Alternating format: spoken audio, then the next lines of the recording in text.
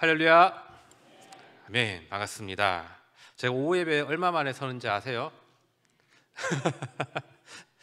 제가 왜 이 말을 하냐면 제가 지난번 오후 예배 섰을 때도 이 아브라함에 대한 말씀으로 여러분과 나눴었습니다. 아마 기억이 어렴풋이 나실 분도 계실 텐데 아브라함과 롯의 그 선택과 약속에 대한 것들을 여러분들과 말씀을 나눴었어요. 그때 하나님께서 만족하시고 아름답게 여기셨던 그 모습, 이 아브라함을 향하셨던 그 모습이 함께 나누었었습니다. 자, 오늘 말씀은 그 이후의 상황이에요. 이후 아브라함의 삶에는 이제 전쟁이 일어나게 됩니다. 자, 전쟁은 신하를 비롯한 네 나라의 동맹국과 또 소돔이 속한 5나라 연합국 간의 그러한 싸움들이 일어납니다. 자, 하나님의 동상 같아 보였던 그 소돔, 그곳에 누가 갔죠? 조카 롯이 살고 있었습니다. 그런데 소돔을 비롯한 5나라 연합군이 이제 이 네 나라 동맹군에게 패하고 말았어요. 그 결과 롯을 비롯하여 그 가족이 이 적군들에게 끌려가고 또 많은 재산을 빼앗기게 됩니다. 이 소식을 들은 아브람이 이 조카 롯을 구하기 위해서 병사 300여 명의 병사를 이끌고 나아가서 롯과 그의 가족과 그의 재산을 모두 되찾아오게 됩니다. 자, 이 과정은 하나님의 도움으로 정말 믿을 수 없는 승리를 이끌어낸 그러한 사건이에요. 이 모든 것은 아브라함의 모든 행동에 하나님께서 함께 하셨음을 인정할 수밖에 없는 그러한 모습을 보게 됩니다. 그래서 성경에 나온 대로 그는 복 그 자체가 되었습니다. 하지만 그 후 아브라함은 두려움에 휩싸이게 되어요. 왜냐하면 이 전투에는 분명히 승리를 했을지 모르지만 전쟁에서 승리한 것은 아니었다는 거예요. 이 메소포타미아의 강력한 네 왕은 언제든지 이 아브라함을 치러 올 수 있는 상황이 있었고 일개 유목민이었던 이 아브라함은 그러한 상황을 감당할 수가 없었기 때문이에요. 그런데 이런 상태에 오늘 말씀처럼 하나님께서 임하시는 겁니다. 자, 그리고 아브라함에게 하나님께서는 말씀하시는데 오늘 15장 1절에 말씀을 하십니다. 뭐라고 하죠? 뒤에 보면 후반절에 보면 이렇게 말씀하세요. 아브라함아 하면서 말씀하시죠. 뭐라고요? 두려워하지 말라. 나는 내 방패요 너의 지극히 큰 상급이라. 이렇게 말씀을 합니다. 자, 이렇게 오늘 본문을 시작하면서 하나님께서 아브라함에게 처음으로 하신 말씀이 두려워하지 마라 라는 말씀입니다. 그리고 나서 아브라함에게 약속의 말씀을 주시는데 이러한 약속의 말씀을 하나님께서 하시게 된 것은 이 아브라함이 전쟁을 치룬 다음의 일이었다라는 것을 우리가 꼭 기억을 해야 합니다. 자, 하나님은 아브라함에게 어떤 위험이 닥치더라도 지켜주실 것임을 약속을 하시고 아울러서 큰 상급을 더하여 주시겠다 말씀을 하십니다. 하지만 아브라함은 하나님께서 큰 상급을 주시겠다는 그 말씀을 듣고도 속으로 별로 기뻐하지 않았어요. 여러분, 뭔가 나에게 상이 오고 하면 기쁘시지 않습니까? 좋잖아요. 행복하잖아요. 뭔가 놀랍고 기쁜 일이 가득할 것 같은데 아브라함은 그렇지 않았다는 거예요.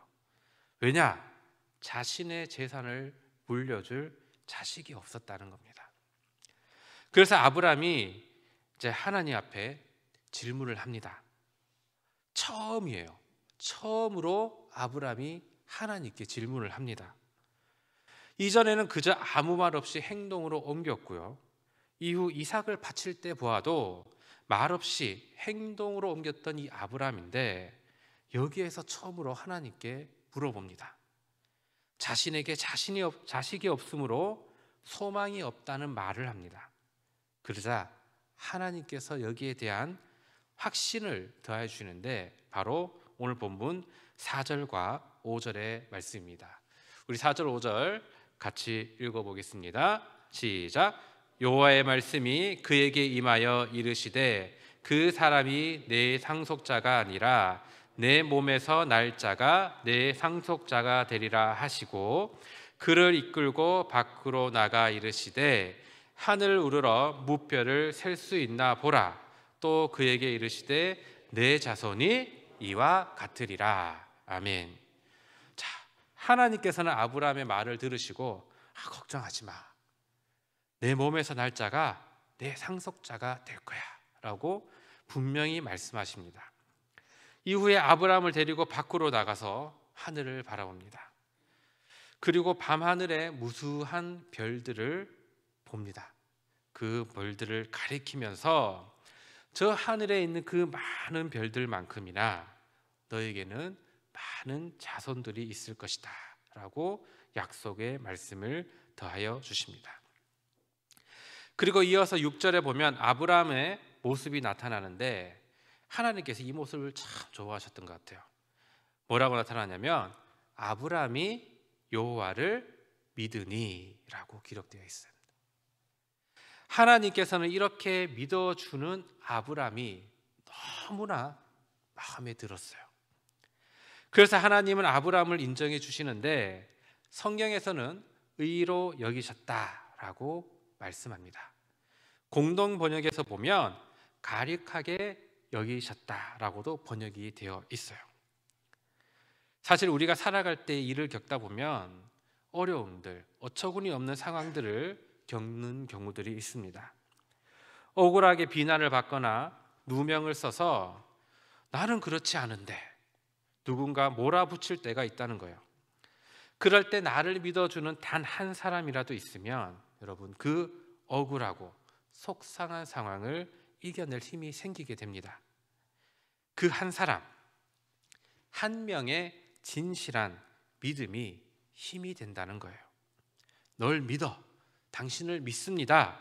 이 말 한마디가 억울하고 또 속이 터져서 미칠 지경인 그 마음을 진정시키고 또 그 한마디에 크게 기뻐하고 고마워하듯이 우리 하나님께서도 우리가 그 아들 예수 그리스도를 구주로 믿습니다 라는 이 믿음, 이 하나 때문에 우리의 모든 죄를 용서해 주실 뿐만 아니라 세상의 모든 좋은 것들을 복으로 주신다고 말씀하십니다. 우리도 이 믿음으로 힘이 되어줄 수 있는 자들이 되기를 원합니다. 그리고 그들에게 능력이 되어주는 삶을 살아가기를 소망합니다.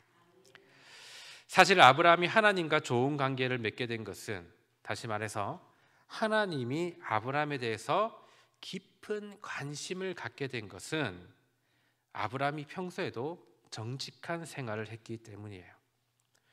웬만한 사람 같으면 이렇게 전쟁을 하고 나서 적을 물리치고 나서 그 공로로 전리품을 주겠다 하고 말을 한다면 내가 이득을 보는 건데 아닌 척하고 당연히 받아들이지 않을까요? 그런데 아브라함은 그렇지 않았다는 거예요. 말씀을 보면 멜기세덱은 전쟁을 하고 돌아오는 이 아브라함과 일행들에게 먹을 것을 주고 또 하나님께 축복을 구하는 모습이 나타납니다. 그런데 아무런 피해도 없었던 살렘 왕은 전쟁을 하고 돌아오는 이들에게 휴식을 위한 아무런 준비도 없었고요. 그저 전리품은 가져가고 사람은 보내라 이런 요구만 하게 됩니다. 이러한 살렘 왕의 행동은 바로 아브라함에게 내가 은혜를 베풀었다라는 이런 인간적인 모습인 것이죠. 여기에는 하나님도 아브라함도 아닌 살렘 왕 그 한 사람의 내가 은혜 베품이 되는 모습만이 나타난 거예요. 이는 아브라함을 욕보이는 모습이기도 하고 하나님을 욕보이는 행동이기도 한 것입니다. 그렇게 아브라함은 이 모든 것에 대해서 아무런 것도 취하지 않겠다라고 이야기를 합니다. 또 이뿐만 아니라 조카 롯을 구하기 위해서 나갔다가 목적을 달성했기에 더 이상 바랄 것이 없는 그런 마음이기에 아마 부수입을 바라지 않았다라는 말이 되기도 하죠. 다른 사람들이 아브라함을 보면 아마 미련하다라고 말할지도 모릅니다. 그러나 아브라함은 자신이 그렇게 행하는 것이 옳다라고 여겼던 겁니다. 그런데 이것이 하나님 보시기에는 아름다운 모습이었어요. 그래서 두 가지의 약속의 말씀을 들려주시게 되는 거예요. 이렇게 이어지는 하나님과 아브라함의 관계는 이제 서로 믿고 사랑하는 사이가 됩니다. 아브라함은 하나님을 신뢰하고 공경을 했고요.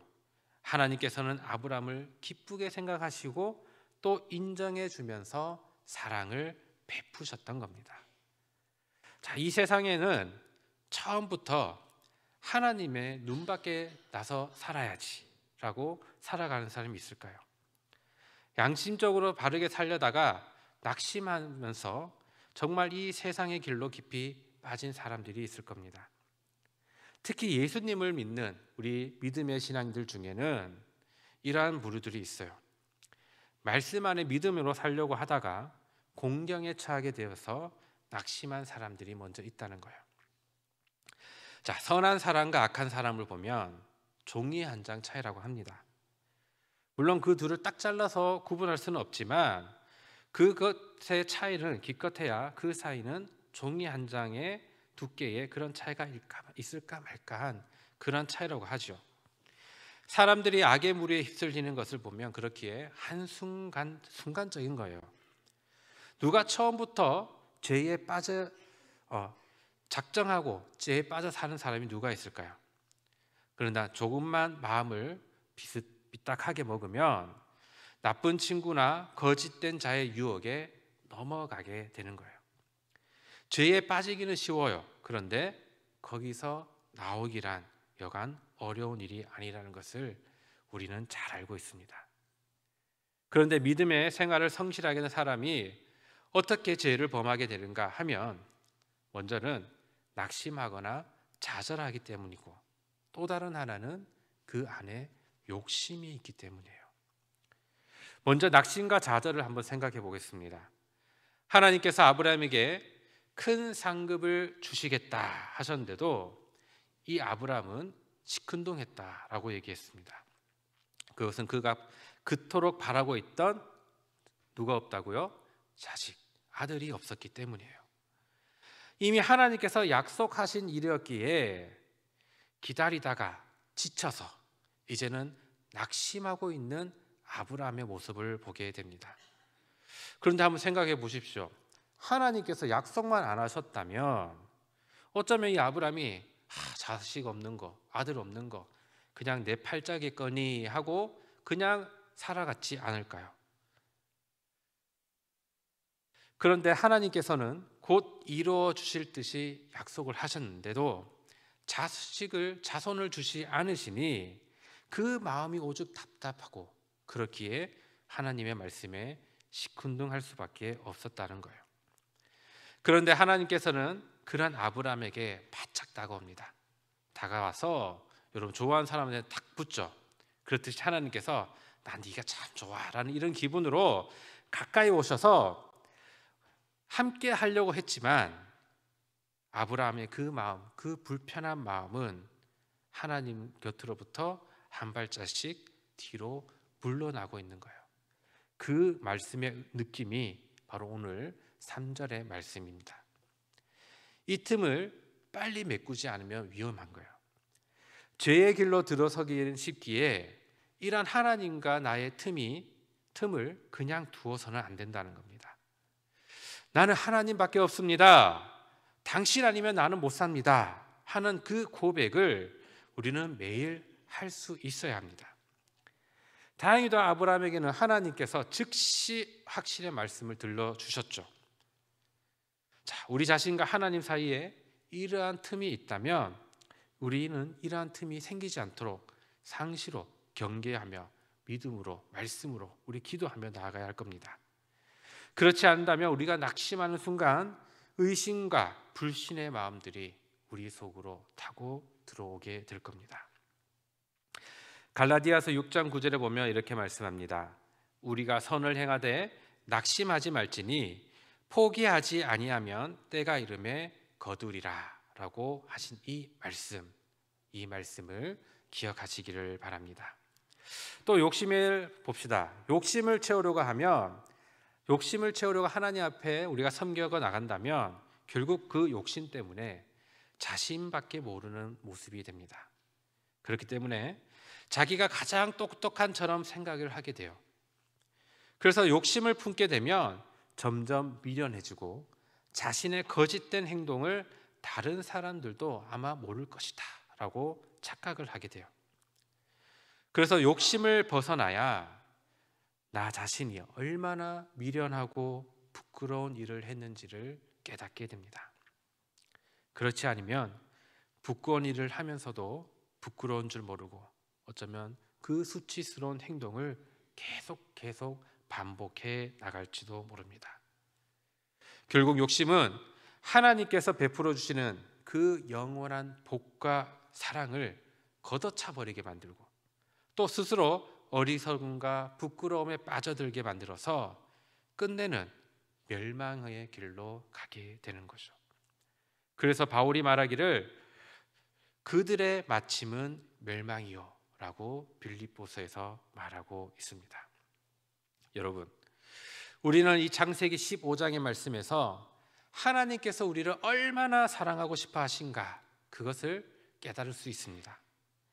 하나님께서 아브라함에게 하늘의 별들처럼 수많은 자손을 주리라고 하셨을 때 아브라함이 이 말씀을 굳게 믿자 하나님께서는 아브라함을 인정하시고 의롭게 여기셨다라는 이 사실이 성경에는 분명 기록되어 있고 나타나고 있습니다. 여러분, 선물해 보신 적 있으시죠? 없으신가 보네요. 대답을 하시네. 선물해 보신 적 있죠? 선물을 하시면 어떤 사람에게 보통 하죠? 내가 좋아하거나 의미가 있거나 사랑하는 사람들에게 선물을 합니다.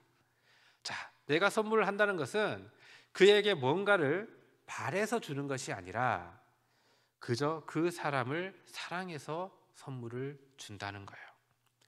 그리고 그 선물을 받으며 기뻐하는 그 모습을 보면서 내가 행복해집니다. 자, 이 모습을 생각하면서 자, 하나님께서도 우리에게 무엇인가를 주셨다고 해서 기뻐하시는 것이 아니에요.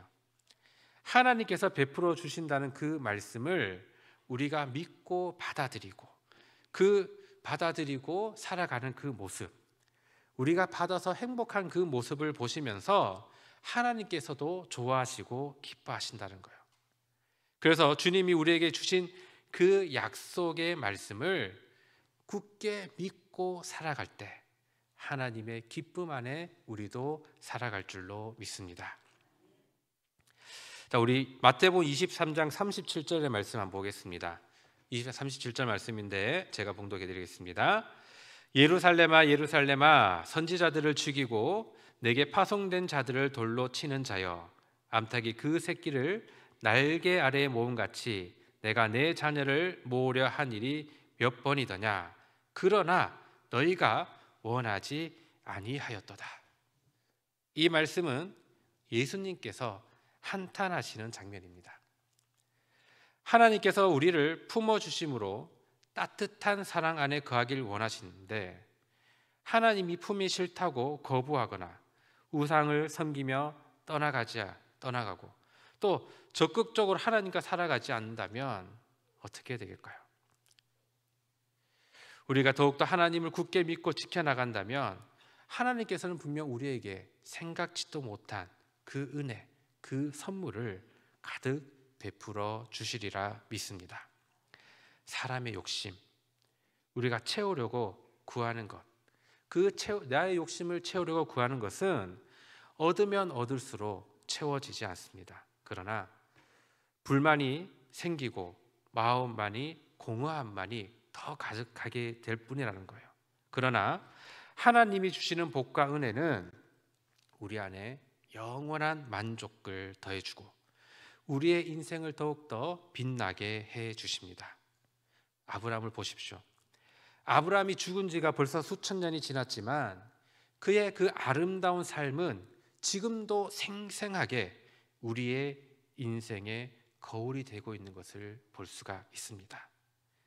그렇게 하나님께서 아브라함의 그 아름다운 인생을 그 옛날부터 지켜주셨듯이 우리의 인생도 지켜주신다고 약속을 하십니다.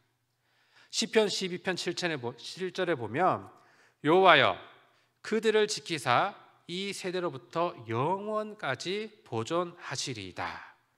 아멘. 네, 121편 5절과 7절과 8절을 보면 이렇게 말씀이 나타납니다. 여호와는 누구를 지키신다고요? 너를 지키시니라. 7절에 보면 여호와께서 너를 지켜 모든 환난을 면하게 하시며 또 내 영혼을 지키시리라. 아멘. 8절에 보면 여호와께서 너의 출입을 언제부터 언제까지? 지금부터 영원까지 지키시리로다. 아멘. 네, 하나님께서 우리를 영원까지 지켜주신다. 분명 우리에게 말씀을 하셨습니다. 저는 예전에 아들이 아픈 적이 있어요. 우리 첫째 아들이 태어나면서 아파가지고 난지 보름 만에 수술을 한 적이 있습니다. 예전에 그 아들이 아파서 막 수술 일정을 잡고 쫓아다니고 병원을 쫓아다니다 보니까 정말 내 마음도 안절부절 못하고 정신없이 뛰어다니며 그러한 때가 있었습니다. 그런데 그 정신없는 그 방황하던 그 안절부절 못하던 그 상황에서도 한편으로는 조용히 기도함으로 하나님 앞에 나아갔습니다. 혼란스러운 상황에서도 매 순간 기도자의 모습으로 서도록 노력했습니다. 그러자 나중에 시간이 지나서 아내가 얘기하기를 여보, 혼란스러운 상황에서도 담담히 중심을 잡아주는 당신이 있어서 고마웠어요 라고 이야기를 해주더라고요. 자, 인간적으로 할 수 있는 일이 있어요. 그런데 우리가 하나님께 맡겨야 되는 부분도 있다는 겁니다. 하나님의 능력을 생각하면 감당 못할 상황이라 하더라도 나와 제 아내와 아들을 붙들어 주신다는 것은 제가 믿었기 때문에 그 가운데서도 믿음으로 서 있을 수밖에 없었습니다. 이러한 사랑의 주님이 이 자리에 있는 믿음으로 살아가는 여러분에게도 함께 하시고 여러분에게 어떠한 상황이 오더라도 지켜주시고 보호해 주시리라 믿습니다. 자, 우리는 예수님을 생각할 때 떠오르는 단어가 있어요. 저는 하트가 생각나는데 무슨 단어일까요? 사랑. 제가 힌트를 많이 드렸죠? 네, 저도 그래요. 예수님을 생각할 때 사랑이라는 단어가 먼저 떠오릅니다. 자, 주님 안에 살아가는 삶의 근본이 사랑이라고 한다면 그 사랑은 믿음으로부터 나오는 거예요. 우리가 하나님을 사랑하고 하나님께서 우리를 사랑해야 되는 것도 서로 간에 믿음이 있어야 이루어진다는 겁니다. 자, 하나님께서 우리를 복되게 해주실 분이라는 것, 그의 아들 예수 그리스도로 말미암아 우리가 우리의 죄가 용서받을 수 있음을 믿는다면 하나님께서는 우리의 그 믿음을 보시고 복과 은혜도 주시고 죄의 용서도 이루어 주실 줄 믿습니다. 만일 이 약속과 믿음의 관계가 거짓된 것이었다면 아마 우리의 인생은 벌써 망한 인생이 되고 말았을 겁니다. 그렇게 우리가 지금 간직하고 있는 이 믿음은 이 세상의 그 무엇보다도 소중한 귀한 재산이라는 것을 기억하시고 꼭 붙들고 살아가시면서 하늘나라의 백성들이 다 될 수 있기를 소망합니다. 자, 누가복음 13장 31절에 보면 이렇게 말씀이 나타나요. 곧 그때에 어떤 바리새인들이 나와서 이르되 나가서 여기를 떠나소서 헤롯이 당신을 죽이고자 하나이다. 자, 바리새인들이 예수님께 찾아가서 목숨을 지키고 싶거든 어서 이곳을 떠나십시오라고 이야기를 하는데 32절에 보면 예수님께서 오히려 이렇게 말씀합니다.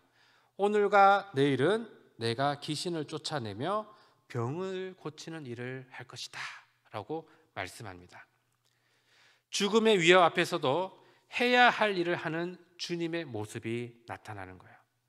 그것은 하나님 아버지께서 나의 갈 길을 지켜주실 것이다 라는 그 믿음이 있었다는 겁니다.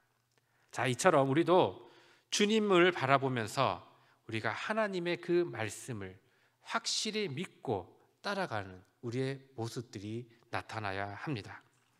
빌립보 3장 17절에 보면 이렇게 말씀해요. 형제들아 너희는 함께 나를 어떻게 하라고요? 본받으라. 네. 이 바울이 얼마나 확신에 찼으면 이렇게 나를 본받으라 라고 하겠습니까?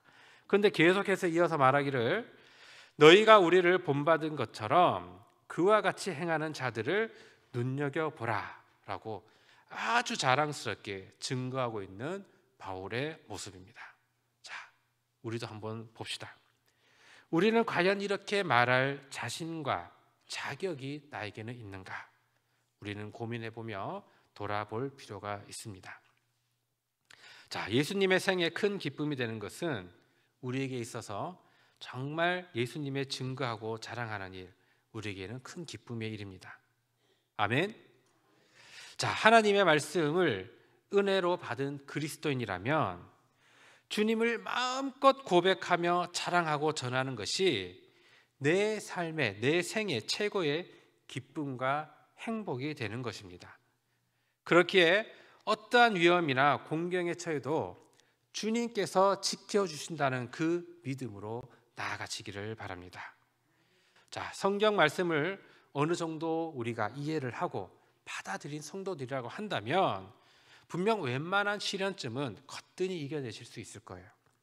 그러나 몸이 약한 사람이 병에 잘 걸리듯이 우리의 믿음이 연약한 성도들은 아마 작은 시련에도 쉽게 잘 넘어질 겁니다. 그렇다면 우리의 믿음이 강해지려면 우리가 어떻게 살아가야 할까요? 다 알고 계시죠? 답을 다 알고 계시죠? 속으로는 아마 이거 아닌가? 라고 생각을 하실 거예요. 그게 맞습니다. 간단해요. 우리가 매일 하는 기도, 또 우리에게 주신 성경, 이 말씀을 중심으로 살아가면 되는 거예요. 자, 세상 일에만 우리가 마음을 두고 살아가게 되면 우리의 영육은 결국 약해지고 병들게 됩니다. 육체적으로 병이 들 수도 있지만 마음과 정신적으로도 세상에서는 병들 수 있는 많은 조건과 환경들이 있습니다. 자, 병든 우리를 이제는 세상에 그냥 두지 마시고 좀 더 주님께로 가까이 다가가시기를 바랍니다.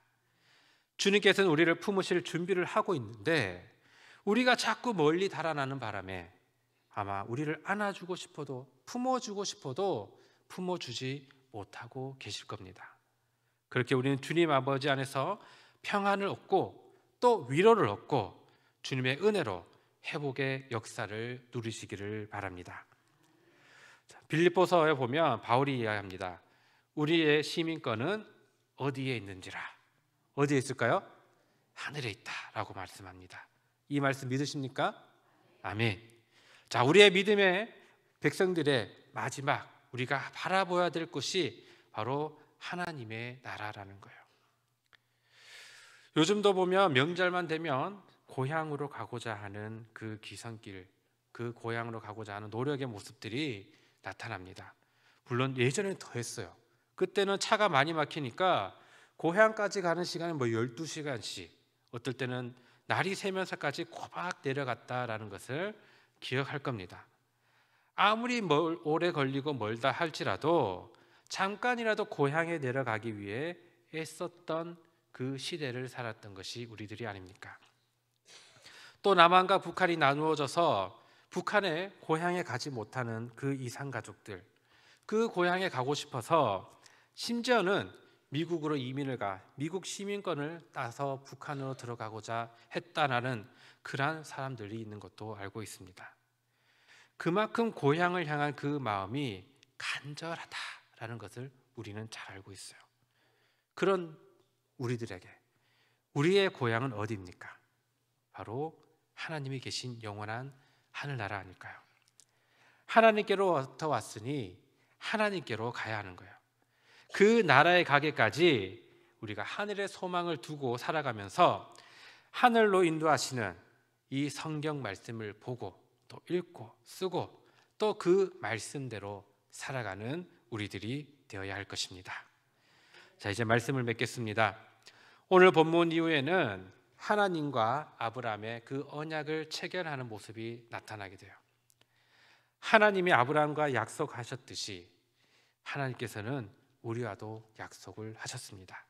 바로 예수 그리스도를 통해 이루어진 약속입니다. 그 외에도 분명 우리에게는 넘치도록 많은 약속을 하셨어요. 그렇다면 우리에게 필요한 것이 무엇이겠습니까? 그 약속을 믿는다면 인내하며 기다리는 것입니다. 아브라함이 답답한 상황 속에서도 인내하며 묵묵히 자신의 역할을 한 것처럼 우리에게도 그러한 인내가 필요합니다. 아브라함이 칭찬받고 인정받은 모습은 바로 믿음으로 순종한 모습이었어요. 그것은 하나님의 뜻이 가장 좋은 것임을 인정하였던 아브라함의 모습이었습니다. 믿음의 순종은 정말 중요합니다. 당장 나의 상황이 나빠 보인다 해서 인간적인 방법을 동원하면 지금 당장은 그 상황을 해결할 수 있다 할지라도 그 방법이 하나님께서 원하시는 바가 아니라면 우리는 인내가 필요한 것입니다. 나의 능력이 아닌 하나님이 이루어 가시길 기다리시면서 기도하며 인내하는 것이 필요한 것입니다. 이스라엘 백성들을 보십시오. 이러한 인내가 부족하여 그 나라는 실패하고 맙니다. 인내하지 못하고 왕을 먼저 요구하게 되었고, 왕들이 두려움이 있을 때마다 하나님보다는 주변 나라들을 의지하는 방법을 쓰다가 결국은 멸망하고 말았습니다. 자, 우리에게도 믿음의 인내가 이루어지기를 원합니다. 하나님은 분명 우리를 지키시는 분이라는 것을 기억하시면 인내하면서 순종의 길을 나아가기를 바랍니다. 그리한다면 우리의 기대와 생각을 뛰어넘는 하나님의 역사하심을 분명 경험하게 될 것입니다. 날마다 하나님밖에 없음을 고백하는 믿음의 삶을 통해서 우리의 생각이 아닌 하나님의 말씀과 약속으로 우리의 마음을 채워가시고 또 우리를 지켜주시리라 약속하신 하나님을 의지하는 믿음의 백성들로 날마다 모든 순간마다 살아가시는 모든 분들이 되기를 간절히 소망합니다. 기도하겠습니다. 하나님 아버지 감사합니다. 우리를 사랑하여 주시고 따뜻한 손길로 안아주심에 감사를 드립니다. 믿음으로 행한 아브라함이 하나님의 큰 기쁨과 만족이 되었듯이 우리도 하나님을 향한 온전한 믿음과 확신을 가진 자로서 하나님의 기쁨이 되는 자가 되길 원합니다. 그렇게 날마다 우리를 굳건히 잡아주시고 낙심하거나 좌절할 때가 오더라도 주님 아버지 앞에서 나의 나된 것을 내려놓고 주님의 말씀을 먼저 행하며 살아가는 믿음의 백성이 되게 하여 주시옵소서. 이번 한 주간도 말씀의 능력으로 살아가길 원합니다. 매 순간 이 세상을 이기는 힘과 능력을 저희에게 더하여 주시옵소서. 감사드리오며 예수님의 이름으로 기도드립니다. 아멘.